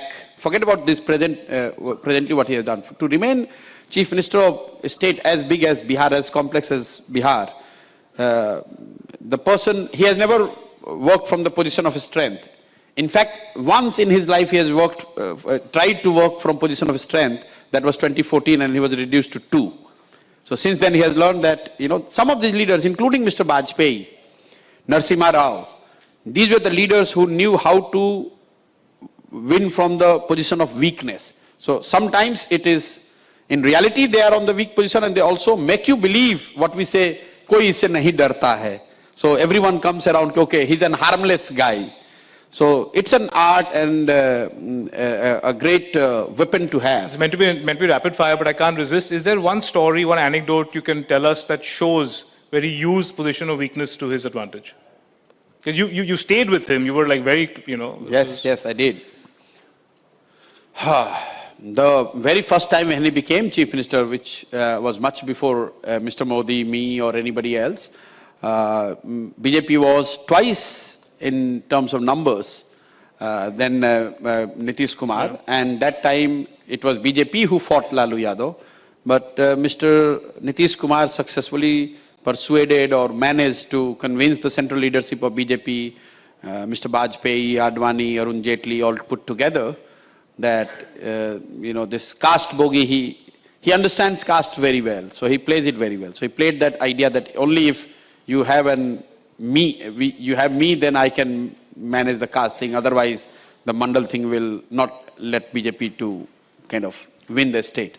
Would you advise state parties to push for caste census? Not at all. Okay. State parties, yes. National parties, no. Okay. I think Congress made a big mistake. Congress leadership is completely, I would say, ill-advised by making this as a central issue. I've said this before, and they've already paid price. Probably one of the reasons was, when you are a national party, Lalu Yadav saying that there should be a caste-based census is one thing, and Congress to say is a different thing. And they paid a heavy price, to my mind, in Madhya Pradesh and Chhattisgarh for overplaying this card, which again they would realize, like it happened in Rafale. Congress present leadership is overplaying this caste thing. It is only going to divide society. It will disturb their core support, whatever is left, and it will not fetch any incremental vote either. The one secret ingredient behind Naveen Patnaik's political longevity? Just remaining out of sight. So difficult to attack. So if you're not visible, it's very difficult to attack. You tell me, if you and I have to start, we want to attack Mr. Naveen Patnaik, what do you attack him on? Except for the fact that he's invisible. You don't attack him anything, because he doesn't give you anything. Okay. It's just like when you're bowling, you just bowled on the six stumps outside off stump. So there is no question of it. Just, you can't do anything but to leave the ball. Let it go to the wicket keeper. Yeah. If Mayawati today were to call you and ask you for advice, what would you do? I would say that I have retired. Okay, but if you're reading Mayawati's book today, what chapter are we on? That's one interesting personality who's... I'd say the last chapter is already written. The BSP Andolan has been killed, or rather traded, to become the chief minister. And this is what happens when you trade the long-term goal with the short-term gain. So BSP, if it would have stayed the path, I'm one of those who believe that this could have become one of the national parties in true senses.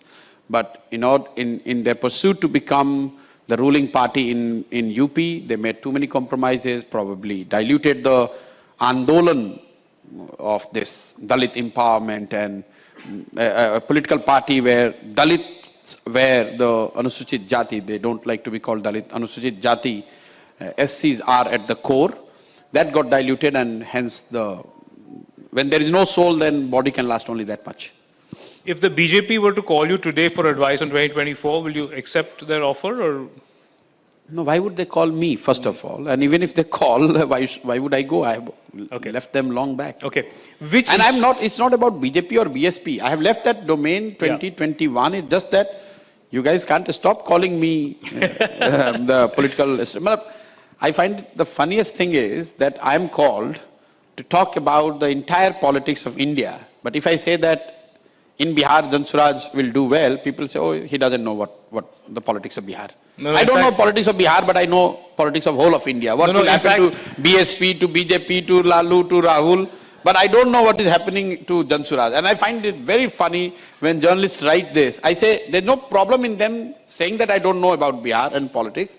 But the same journalists, when they say that I know anything and everything about politics in India, that is contradictory. So make up your mind, what do you think? If I know about politics of India, I know a little bit at least of that of Bihar. 100%. In fact, I must say, it was really enlightening to just watch his interviews and conversations around Bihar. It was like it was very different way of looking at politics altogether. So I must mention that. In fact, if you guys, you must take go on YouTube and type, his conversation on Bihar is very interesting. Okay, which institution has a better finger on the population, on the pulse of the nation, RSS or BJP? Any day, RSS. Okay. Not because who they are, it's just because the farther you are from the power, better you are, you're more likely to be closer to what people think. There is this line which I always say, हम लोग बच्चे में पढ़ते हैं कि राजा जब भेष बदल कर निकले तो उन्हें पता चला.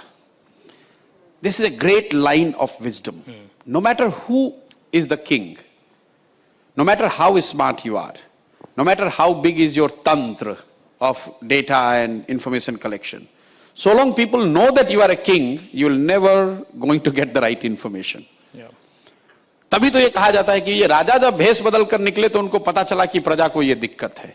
And that's the challenge. Every person who sit on the chair, he has, and that is what this fancy word of anti-incumbency. All those who reach that position, they have gone through the grind. They have gone through bottom up only, most of them. They just, at some point of time, they get completely disconnected because everyone who comes, they tell you only the right thing, what you want to hear. Or even if you say that, tell me the truth, you'll say, nahi sir, sab to theek hi hai, thoda sa ye lag raha, jara sa isko dekh lijiyega. Yeah. Of all the people you've worked with, who was the most challenging client? Nobody has been a client. So I never worked, I was a political aide. I have never worked in this client relationship. Okay, Otherwise, I would not not have client, this kind of, you don't live with your clients. No, that's true. Okay. So between Stalin, Mamta, Kejriwal, Jagan, Uddhav, Nitish and Amrinder,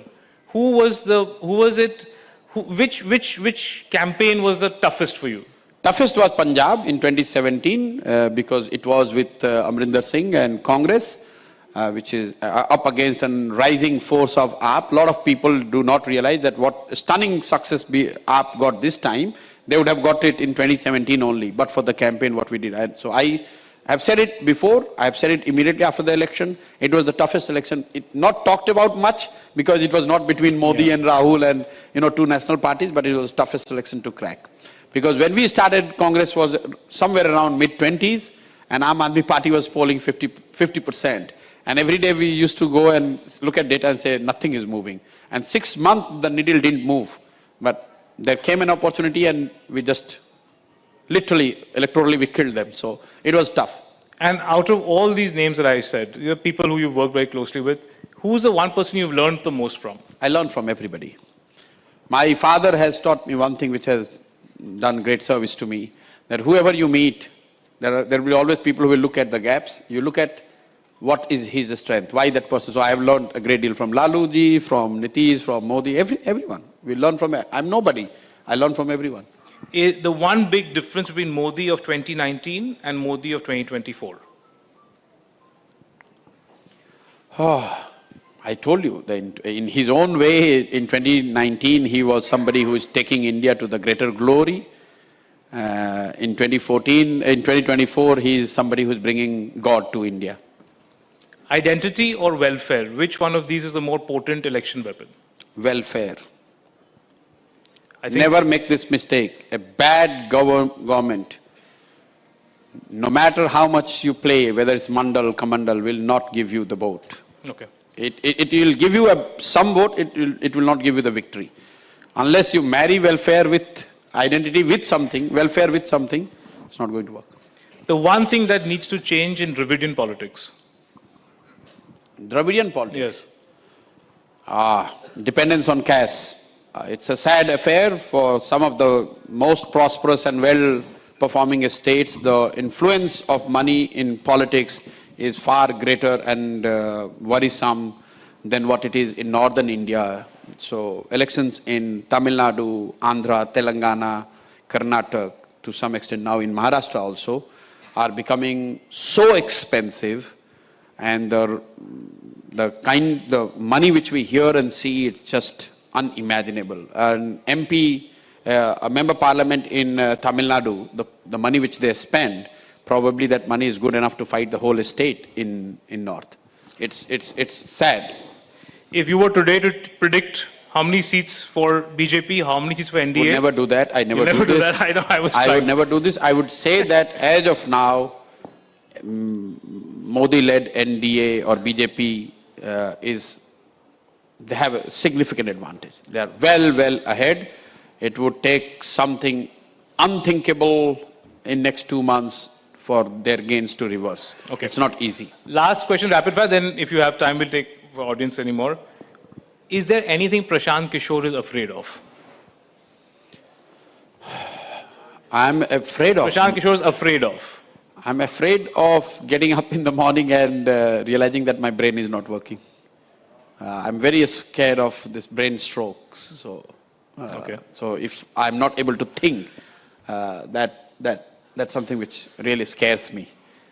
That's a very morose way to end the rapid fire. Yeah. So we'll take one last question. Is that okay with you? One last Yeah, question. yeah, Audience? you can keep. Please, going. yeah, the lady there has had her hand up for about 20 minutes, so I just want to, please introduce yourself. Keep the question short, please. We're really Sir, out of time. those two gentlemen here. No, have I'm been sorry, raising that's not my eye view. Yes, one from there as well.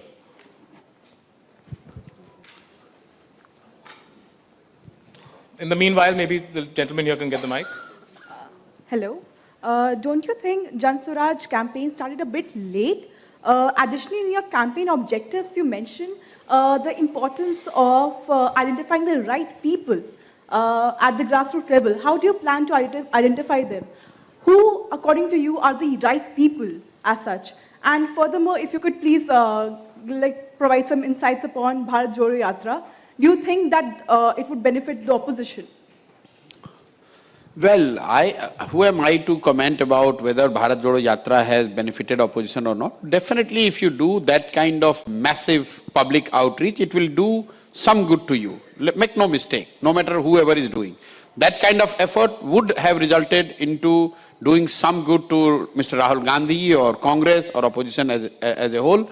But whether that incremental gain was sufficient enough for them to win election or not, data is out there. Of course, it did not help them in states like Madhya Pradesh, Rajasthan, Chhattisgarh. It did help them, say, in Telangana or Karnataka, where there was a machinery and operators and there was an anti-incumbency to capitalize on. So it's a combination of, public outreach per se is guaranteed to give you result. But that result is not necessarily election victory, because elections are not only goodwill for you, but public outreach, a sincere one, where you put hard effort, will definitely give you goodwill and support. There is no two way about it. To that extent, Rahul Gandhi would have benefited. Whether that is good enough for Congress to win has got many other variables as well. To your question of whether Jan Swaraj we have started late, I didn't know why. What do you mean by started late? Whenever I thought that I am now convinced and I have the ability to stay true to my commitment and spend 3 years, 4 years, 5 years, whatever it takes to make this happen, I have taken the call and now I'm doing what needs to be done. Would the Congress have benefited more if the yatra was being walked by Priyanka and not Rahul? No, it is just not. Congress, again, the elections are different thing. Public outreach, public engagement, yatra or through other means is a different ball game. You can have a lot of goodwill for you. Tamil Nadu, West Bengal, these are the states where you would have seen Rajiv Gandhi's rally probably bigger than what he would get in UP or Bihar. But Congress was not successful in those states. Okay. Please. Yes, gentlemen. Election victory is not only a function of how many people are coming in your rallies and how many people you're talking and are a fan of yours. Yes. Namaste Prashant ji, namaste all. So this is further to the Jan Swaraj Abhiyan, which you have already started, and I come from Bhagalpur, so I've definitely learned a lot about that it is being recognized as a force coming through. Now my question is that in 2015, 2025, where you are very likely to go for the state polls or the assembly elections, would you, suppose if you do not pull the numbers required, would you side with any of the RJD or the JDU or the BJP? The question doesn't arise. I answer this question on daily basis in Bihar. Jan Swaraj, what I'm doing there is not merely one more party formation to fight or contest election. I'm guided in my, what I'm doing in Bihar is what Mahatma Gandhi did in Champaran. Champaran did not give us per se the freedom. It gave us the tool called Satyagraha that was used in subsequent years, whether it was a non-cooperation or civil disobedience, and the whole country knew that this is a new tool through which you can fight Britishers and defeat them. So what I'm trying to do in Bihar is to take that hypothesis on the ground and test it in politically, socially most complex state. And if I'm able to prove it, then scalability becomes easy. It would no longer be seen as a Bihar-based regional effort, because you'd realize that if it is possible in Bihar, then certainly it is doable in Maharashtra. So that's the whole idea. So the question of any alliance, seat, winning, losing doesn't matter. If it takes 10 years, I will stay true to this idea for 10 years. It may take 10 years, it may take 15 years, but I'm not coming back. I'm not diluting it. I'm not diluting it. Is your endeavor is not a political movement? I don't believe in movements. I always say I'm one of those who think that movements, as they say, Andolan and Kranti, they don't do good to the society. The human history tells you that no Andolan or Kranti, no revolution, but for an exception or French Revolution, has ever done good to the humanity. Andolan or Kranti are like a weapon through which you can remove the incumbent. अन्ना आंदोलन हुआ, आपने सरकार हिला दी. JP आंदोलन हुआ, इंदिरा जी को हटा दिया. But that is not, it has got no creative element to it. जो सृजन है उसका एक अपना time. It's a slow burn. It is a slow process. So what I'm doing is I'm not trying to remove somebody from the power in Bihar. I'm trying to educate, empower, and bring people together that you can do this. And that is, to my mind, is what Gandhi's preaching is. Gandhi never did an Andolan in first 30-40 years कि चलो आज Britishers को हटा देते हैं. He said कि अपने कपड़े खुद बनाओ, जातिवाद मत करो, अपना लैट्रिन खुद साफ करो. So unless you build those values, I don't think you would be able to. Andolan is just, it's more like a घी की आग. खाना जो है वो लकड़ी की आग पे बनता है. घी आग अगर एक ड्रम भी ला के जला दें उससे खाना नहीं बना सकते. Okay, I think we should going to Prashant, he's being generous with his time, but I think we're running out of time. Short question, take one. I'm also seeing Iqbal there at the back. He's come from Bombay, so I'm going to ask him if he wants to comment.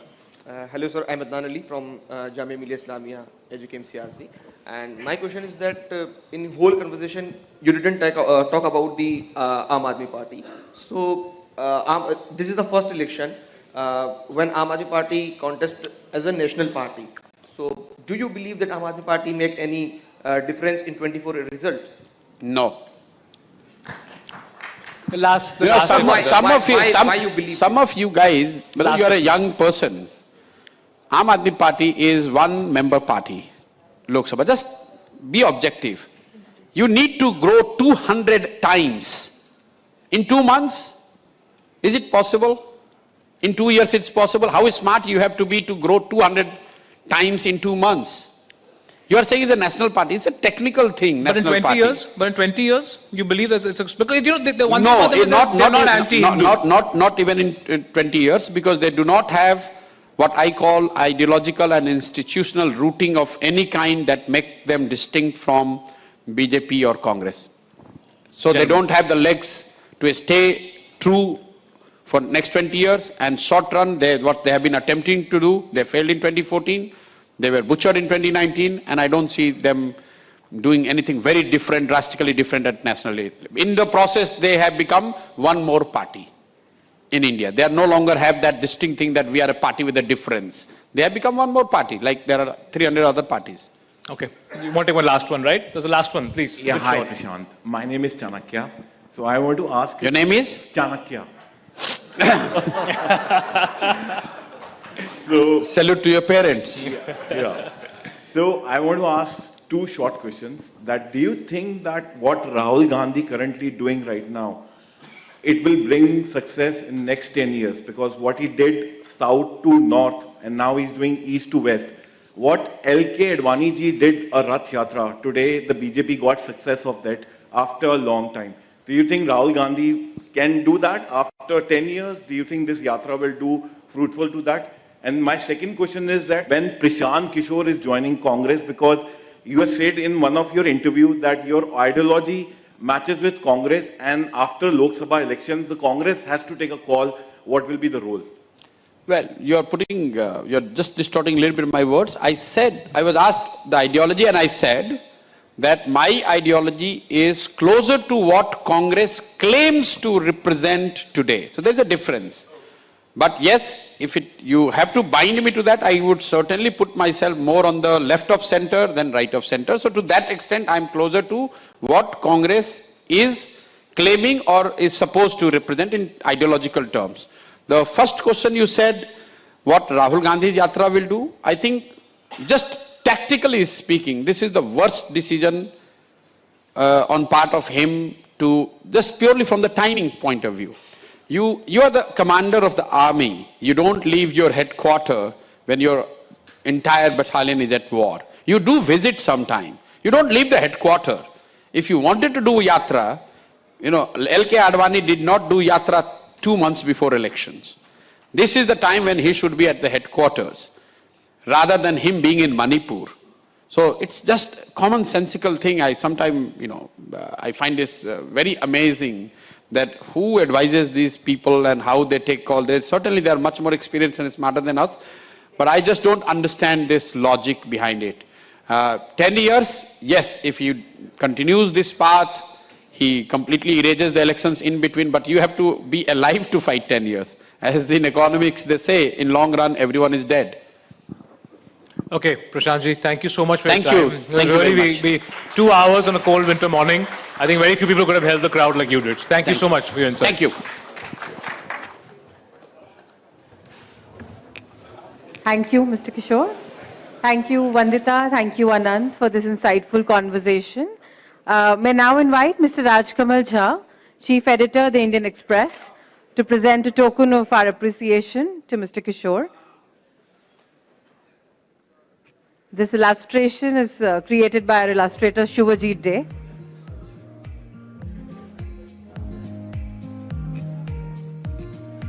Thank you, everyone, for being such a patient audience.